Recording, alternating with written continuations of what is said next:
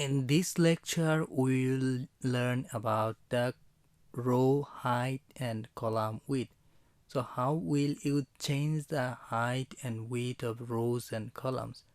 So first, if you want to change the width of a column, then just you can go to the upper right of a column, and then whenever you see this sign, just click and drag from here to here, then the column width will be bigger than before. Same way you can make it smaller than before.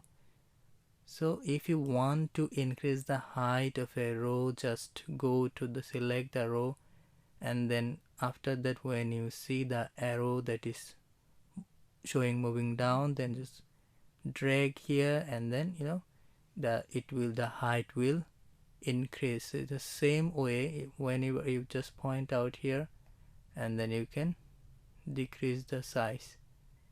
If you want the rows and column to be best fit, then just go to the upper left here, select it, and click any boundaries in the column.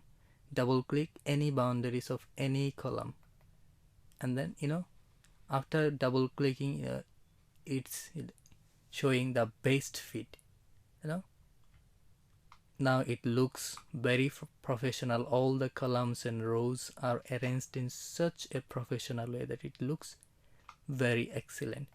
Now I will teach you how to merge cells. Sometimes we need to merge the cells.